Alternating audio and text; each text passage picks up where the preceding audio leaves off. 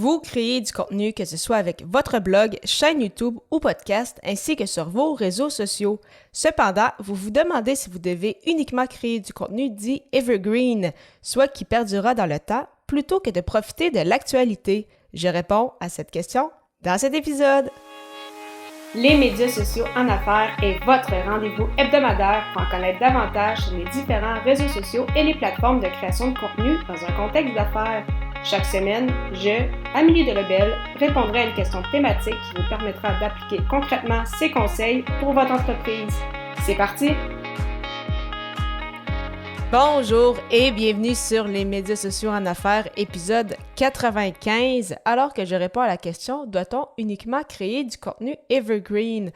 Alors, en effet, une question que je me fais quand même poser assez régulièrement, soit lorsqu'on pense à créer du contenu, est-ce qu'on doit penser vraiment à long terme, donc créer uniquement du contenu qu'on sait qu'il va perdurer dans le temps, donc evergreen en anglais, ou si plutôt justement on doit miser un peu plus sur l'actualité pour justement aller chercher peut-être plus de personnes. Alors, est-ce qu'il faut le faire, oui ou non? En fait, pour le contenu evergreen, effectivement, il faut essayer de le faire le plus souvent possible, mais c'est pas obligé que ce soit en tout temps. Surtout par rapport à vos réseaux sociaux, il faut garder à l'esprit qu'en moyenne, une publication sur les différentes plateformes, que ce soit Facebook, Instagram, Twitter, LinkedIn, etc., ont une durée de vie d'environ une douzaine d'heures. Donc, ce n'est vraiment pas beaucoup. Donc, bien évidemment, sur les réseaux sociaux, on peut y aller avec du contenu un peu plus d'actualité. Donc, je dis une douzaine d'heures pour les plateformes comme LinkedIn et Facebook, mais sur Twitter, on parle par exemple de 20 minutes. Alors vraiment, on y va sur l'actualité, bien évidemment. Mais vraiment, avec les réseaux sociaux, ce qui est important de se rappeler, c'est qu'il faut s'en servir comme outil parce que justement, on sait que les gens s'en servent justement pour consommer de l'information rapidement et qu'ils vont par la suite, lire l'information et passer à autre chose. Donc, bien évidemment, on ne va pas prendre le temps de créer nécessairement une publication qu'on pense qu'on va mettre comme l'équivalent d'un article de blog, donc passer des heures à rédiger une publication pour qu'au final, celle-ci se perde un peu justement dans toute la plateforme et donc que les gens vont passer quelques secondes dessus et vont passer à autre chose. Donc bien évidemment, on va pas justement se servir, surtout si on le sait que notre temps est limité, on va plutôt se servir de ces quelques heures-là pour créer peut-être un article de blog et ça, on le sait, va perdurer dans le temps. Donc, c'est quand même important de garder en tête. Donc, vraiment voir les réseaux sociaux comme des outils pour justement partager notre contenu evergreen. Donc, que ce soit par une vidéo sur votre chaîne YouTube, que ce soit un épisode de podcast ou un article de blog. Et en lien avec ça, donc oui, on le sait que justement, c'est du contenu qui peut perdurer dans le temps, mais il faut également avoir des sujets en ce sens. Donc, pour aider, bien évidemment, on va essayer de mettre le moins souvent des dates possibles, parce que si on parle par exemple les 10 meilleurs conseils pour réussir votre blog en 2016, eh bien ça se peut qu'en 2022, il y ait encore des éléments qui sont importants, mais comme on va voir dans le titre que ça date de 2016, on va avoir tendance à essayer de chercher une source un peu plus récente. Donc, éviter les dates, bien évidemment, quand on pense à du contenu evergreen, ça peut grandement aussi vous aider parce que ça ne veut pas nécessairement dire que certains éléments en 2016 ne sont plus d'actualité en 2022, mais il faut garder, c'est ça, à l'esprit d'avoir le moins de dates possible dans nos titres. Et en fait, pourquoi créer du contenu evergreen? Donc, pourquoi créer du contenu qui perdure dans le temps? C'est que oui, ça a quand même un peu moins de possibilités de devenir viral parce que on n'est pas dans l'actualité nécessairement du moment. Peut-être que oui, ça peut vous inspirer, mais parfois, ça va plus être d'ordre général pour se donner des conseils, de dire, par exemple, justement, comment réussir votre blog, comment lancer votre podcast, etc. Mais c'est vraiment une excellente façon de bâtir des stratégies d'inbound marketing et de référencement SEO, donc être référé par les moteurs de recherche.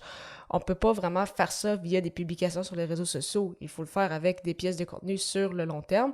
Et justement, si on veut que les gens continuent de les visiter, que ce soit toujours d'actualité, il faut y aller justement avec un sujet qui n'est pas nécessairement d'actualité, mais un sujet qu'on sait qui va perdurer dans le temps et que les gens, au fil des années, vont quand même vouloir s'informer sur le sujet. Et bien évidemment, un autre aspect très important avec le contenu evergreen, donc le contenu sur le long terme, c'est que au final, ça va vous sauver du temps parce que vous allez créer une seule fois une pièce de contenu, par exemple, sur le sujet donné, mais par la suite, vous n'avez pas à en refaire. Donc, le sujet est déjà là. Vous savez que vous avez créé une belle pièce de contenu. Il y a toutes les informations nécessaires. Peut-être que vous allez vouloir l'adapter un peu au fil du temps, rajouter des petits détails, bonifier le tout, mais règle générale, 95% du contenu va encore être d'actualité. Donc, vous n'allez pas nécessairement avoir à reparler de ce sujet-là nécessairement. Donc, ça vous permet justement de sauver du temps. Finalement, le contenu Evergreen, ça vous permet de générer des leads en continu. Donc, comme je le mentionnais, oui, vous pouvez toujours bonifier, rajouter des détails, etc. Mais il va y avoir très peu de retours à faire au fil des années. Et justement, comme cet article-là va avoir été bien travaillé, vous allez l'avoir adapté au fur et à mesure, eh bien, ça va vous permettre justement de générer des leads, d'avoir peut-être des adresses courriels pour votre infolette. Peut-être que les gens vont continuer de télécharger le guild ou tout autre élément que vous avez mis de l'avant lors de cet article ou de cet épisode.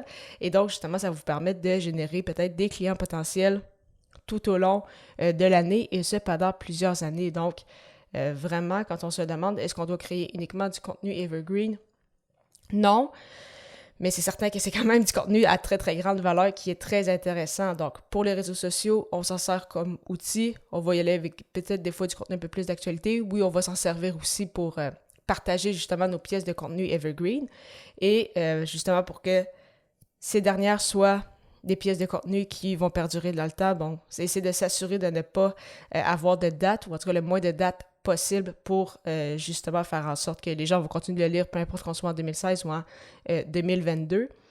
Et pourquoi en fait en créer, c'est que justement, c'est qu'on le sait que ça moins de façons de devenir viral, mais justement, ça va vous permettre d'avoir toujours des leads, ça va vous permettre au fil du temps de bien vous référencer sur les moteurs de recherche et sur le long terme, ça va vous sauver beaucoup de temps parce que vous n'aurez pas à rediscuter en fait de ce sujet-là, ça va toujours être votre pièce maîtresse sur le sujet donné lors de cette pièce de contenu. Parlant justement de création de contenu et d'agrandir son réseau, je vous propose une super plateforme que j'utilise avec mon podcast, soit Ocha. Ocha qui n'est pas qu'un hébergeur français, mais également un outil marketing qui vous permet entre autres de générer des audiogrammes, de planifier vos publications sur les réseaux sociaux et de bâtir votre propre liste de courriels. Pour l'essayer à votre tour, profitez d'un essai gratuit de 2 semaines au ameliedelebel.com/Ocha, AUSHA. Pour la 96e émission de ce podcast, je répondrai à la question « Doit-on favoriser la quantité ou la qualité avec sa création de contenu? » Au plaisir de vous y retrouver!